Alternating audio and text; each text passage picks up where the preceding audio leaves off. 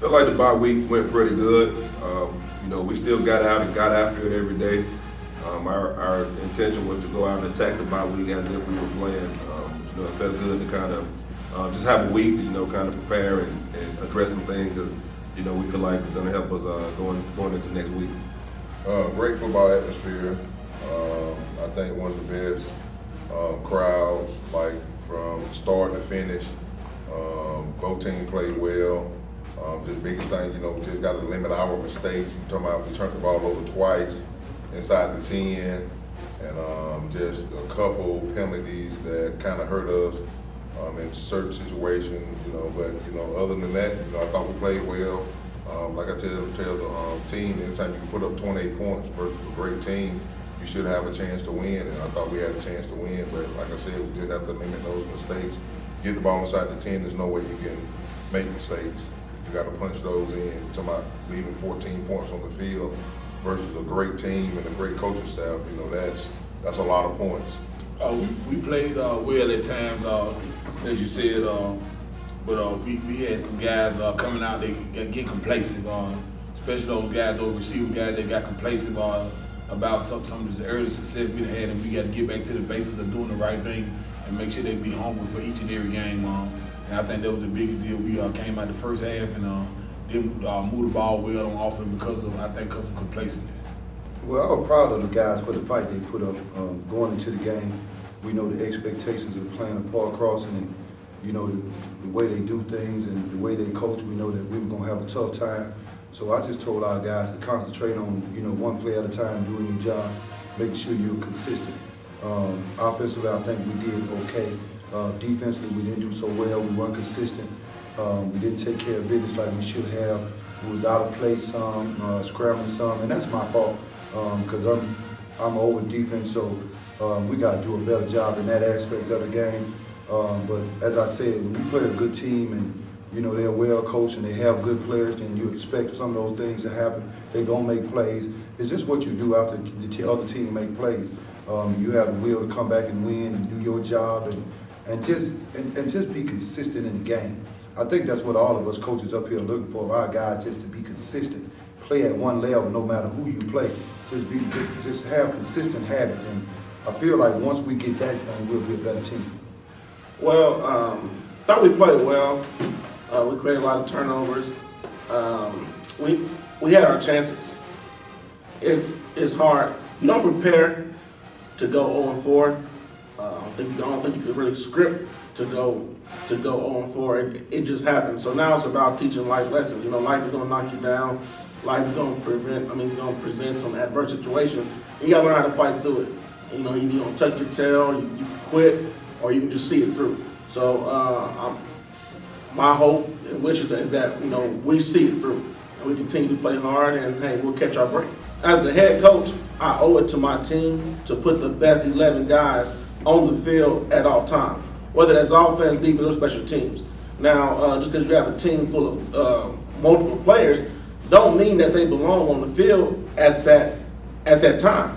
So I think any coach wants to have 22 starters made up of 22 different guys. But the fact of the matter is, hey, sometimes you don't.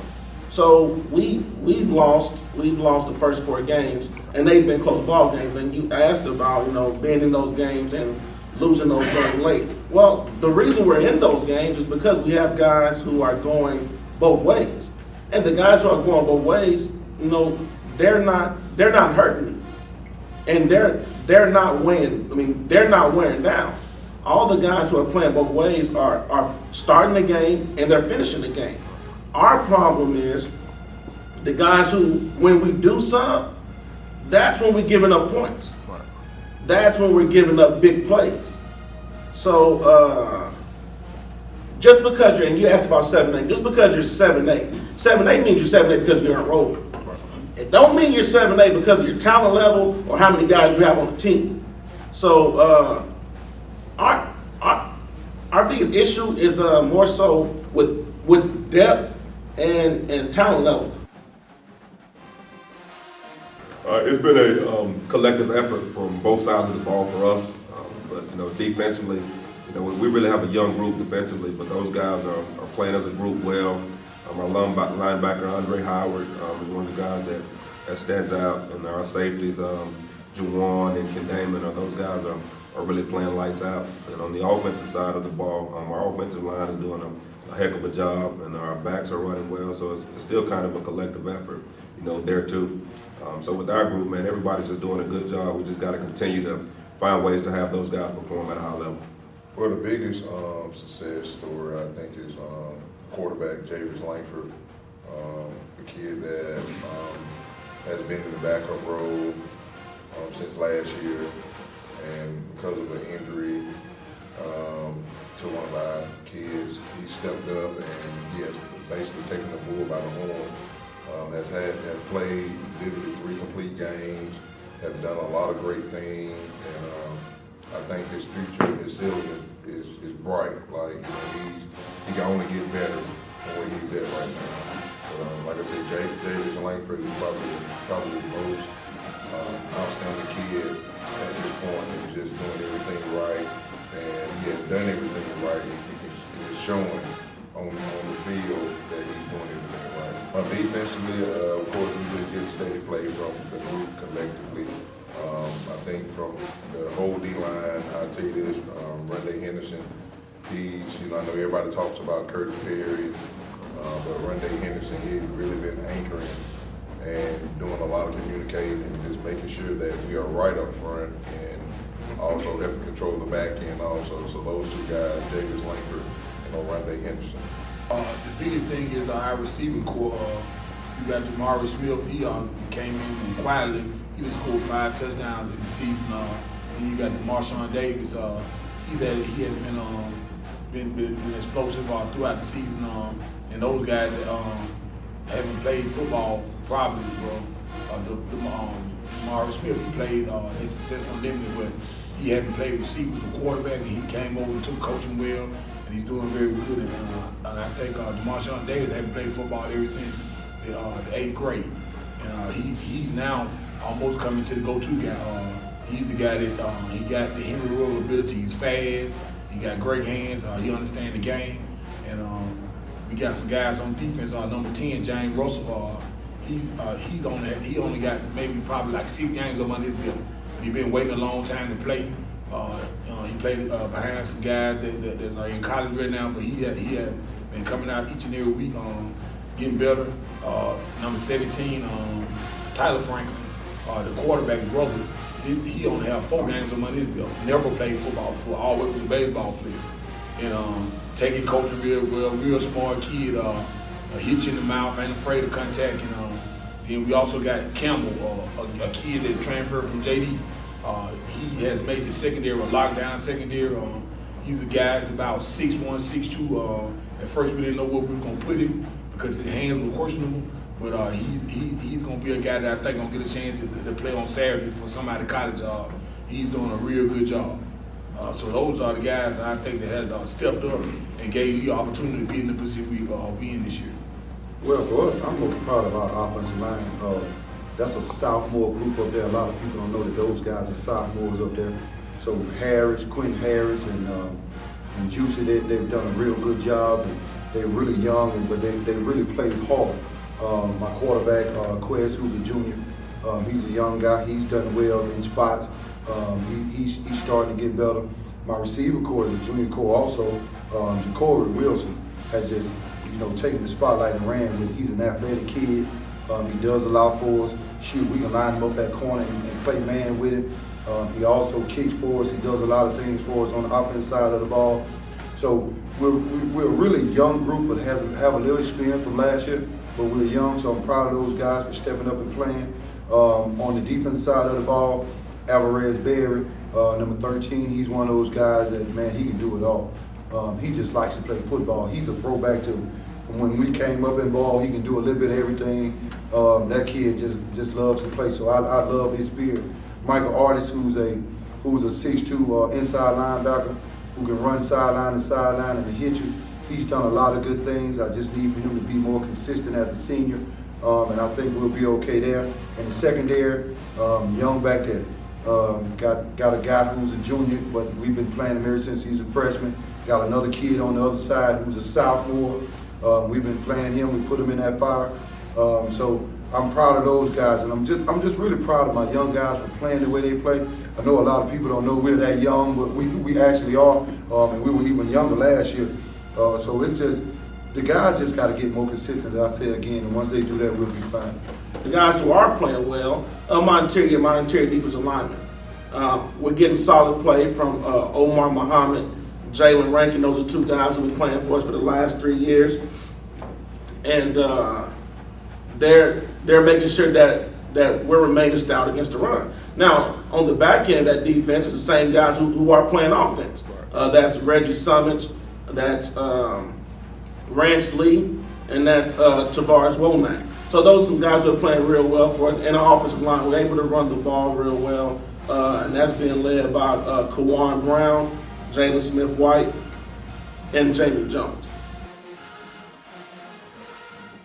Well, man, when you look at a team like Lee, you watch them play, you see them on film, they're a really good football team.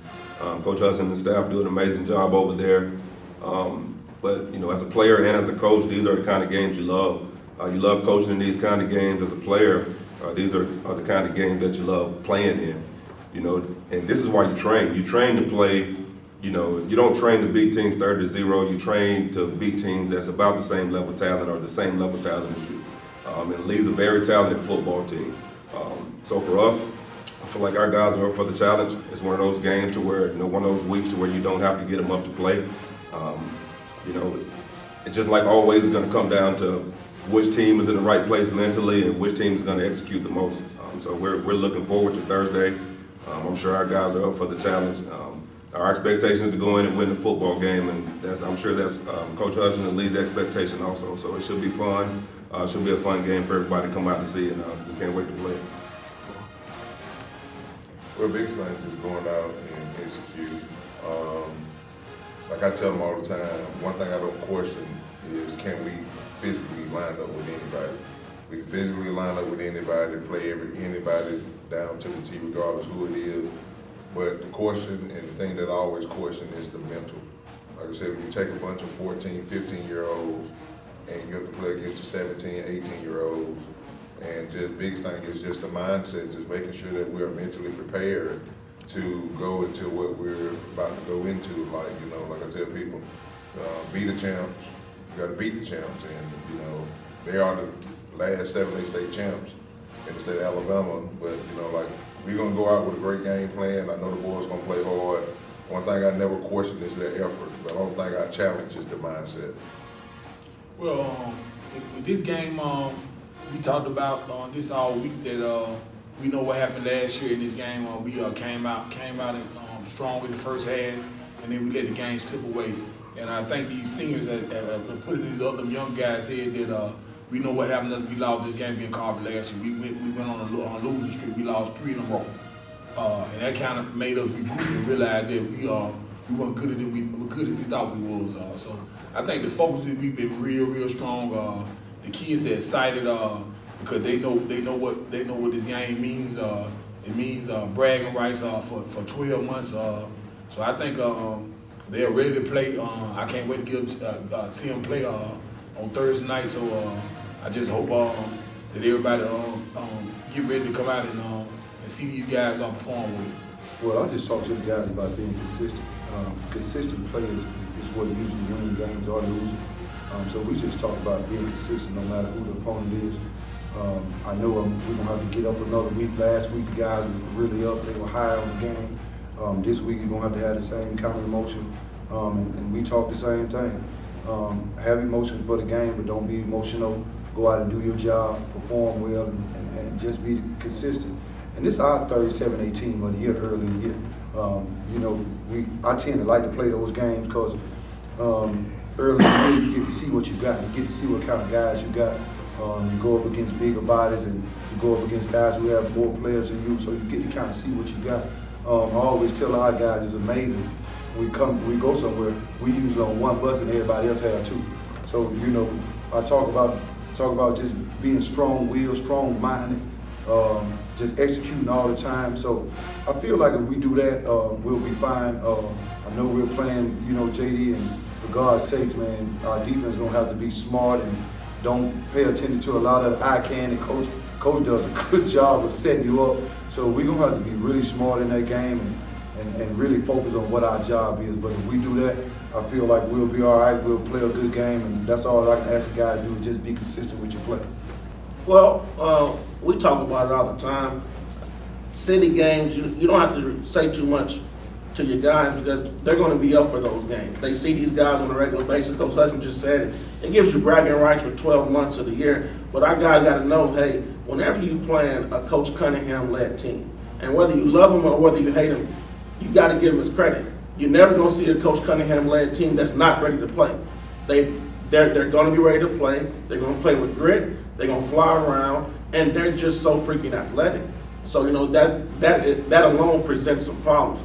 We got to make sure that we're ready to play. We can match their intensity for 4 quarters. And the biggest thing is adjustments. Adjustments. You know, he's a very smart guy. He's going to have his hand in on all 3 phases of the game. So as coaches, you know, we got to be able to adjust. As he adjusts, we got to be able to adjust. And if we can do that and protect the football, then, hey, it should be a great game.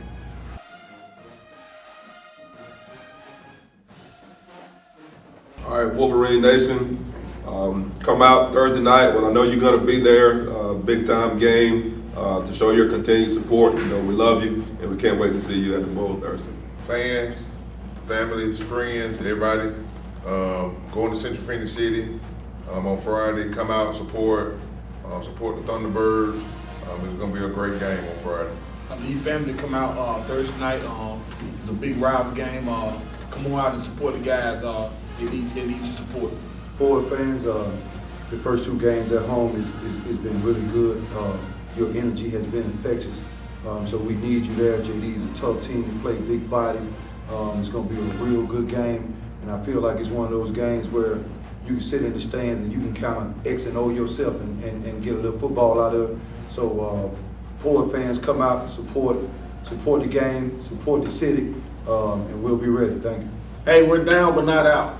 Promise you we won't quit. We'll keep fighting to the end. Hey, Friday night, need you at Crampton Bowl in your seat. Game starts at 7. Hope to see you there.